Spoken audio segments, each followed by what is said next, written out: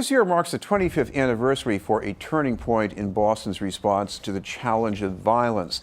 Thanks to efforts of the Louis D. Brown Peace Institute, we're more likely to see victims of violence as survivors, but also as healers and community leaders. The Institute's marking this year's milestone by taking its prevention efforts to a national level, and in this Sunday's Mother's Day Walk for Peace. To tell us about the efforts is the group's founder and president, Chaplain Tina Chéry. Thank you very much for being with us, Tina. Thanks for inviting me, Chris. For people who don't know this yet, Louis D. Brown was your son. He was killed, and you started as a survivor. So what got you to go from that to being a healer? I would say I got sick and tired of dealing with my sadness, my depression. I got sick and tired of not being able to get out of my bed. And then I realized I had two younger children that I needed to be a mother to. I didn't want them to feel that they were not important.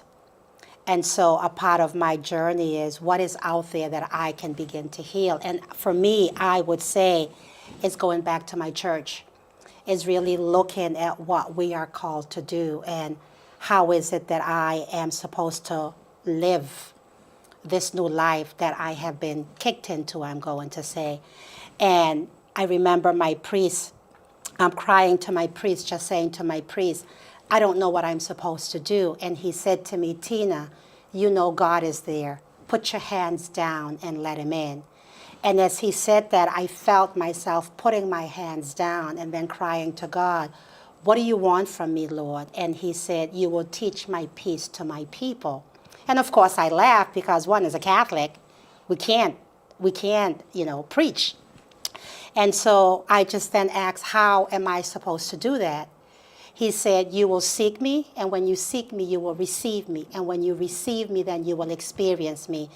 And I was guided to the Bible, looking at the 7 principles of peace: love, unity, faith, hope, courage, justice, and forgiveness. And really starting from within. I needed to heal. I needed to figure out how am I going to raise 2 children. And then looking to the research and the resources out there that really talks about hurt people, heal others.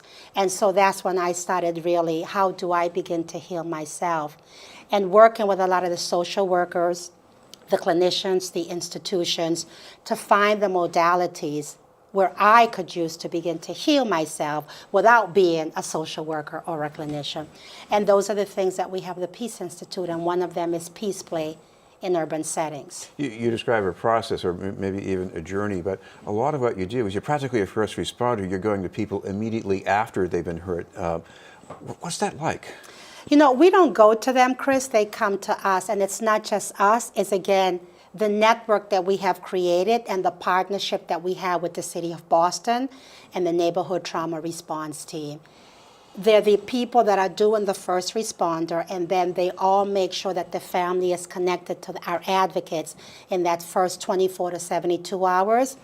And this is the tool that I've used, the Survivors Burial and Resource Guide. And it's really helping families with their practical and the emotional aspect. How do you bury your loved one with dignity and compassion, regardless of the circumstances? It's a bittersweet because you get to meet people in what's considered the worst time of our life and journey. And you don't know whether you're going to be accepted or not. And it's not about being accepted. It's about making sure that that family understands and knows that the City of Boston, there is a compassionate, coordinated response, and we are there to work with them. Another response to violence, of course, is revenge. Do you feel that your group has done anything to sort of put a dent in that kind of cycle?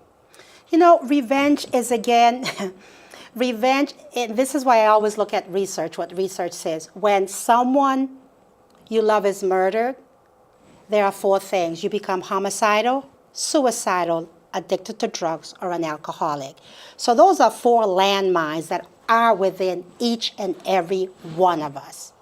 Yet, research also tells us that in order to interrupt cycles of retaliatory violence, intervention must happen at multiple levels.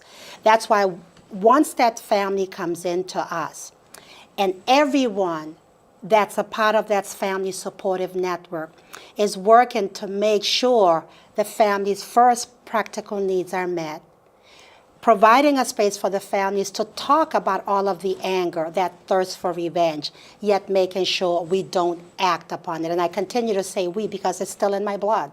Sometimes that revenge thirst is there because there's a sense that the criminal justice system is really not doing anything to address these issues of retaliatory violence. So I believe we are making a difference, yet it's within the individual. Choices are choices. And we feel once we get connected with whoever it is that's the primary caregiver, whether it's the mother, the father, the wife, the girlfriend, and helping them, what is the message that you want to send out? Because nobody raises their children to kill, and nobody raises their children to be killed. This has been the news, and we're talking about Tina Chéry from the Louis D. Brown Peace Institute. Tina, another factor in violence is just how easy it is to get guns illegally in this country. You're trying to do something about that nationally. What do you hope to accomplish? You know, for us is, again, we and Louis always said this, why are adults always blaming the young people? He said, we don't fly the planes, we don't provide the drugs, and we don't have access to the guns that come into our community. So for us is we work with many of our partners that are addressing the issue of gun control, gun legislations, and gun policies. And we will continue to do that. What we are saying is let's look at the other side and look at it from a public health perspective and a mental health perspective. And how do we equip the teachers and the students with the tools that they need so that child or that individual, instead of choosing to pick up that gun, there's a different choice that they're making. So I've been within the gun movement, gun violence prevention movement, since Columbine, since Million Moms March, and now with Moms Demand Action and the Coalition to Prevent Gun Violence. So we have been a part of that movement, looking at the criminal justice aspect of it. We want to now move to the forefront and bring the public health and the mental health approach. So it's, again, we're working at it at multiple levels and not investing in prison prevention and prosecution. At the same time, we want to invest in peace possibilities. So that's why our national campaign is Campaign to Wage Peace, and then to transform the way society responds to families impacted by murder. I want to ask you about the war, because one of the main impressions for me is that for people who only know about communities like Dorchester or Roxbury through reports of bad news, this walk is a real eye-opener. You see people, it surprises you how the leadership in this march. Yeah, you know, this walk, I tell you, Chris, and you know, you guys have been at this since 1996 when we first started. This was something out of selfishness. I just didn't want to spend Mother's Day alone. And I wanted to know who else is hurting like me? Who else is doing this? And I remember sitting with our city, you know, with now our current mayor, Marty Walsh, our police department, to really create something in our community that's literally in Phil's corner. This is the power as to who we are in Dorchester. We are a community that's very diverse, and we are a community that's a community of peace.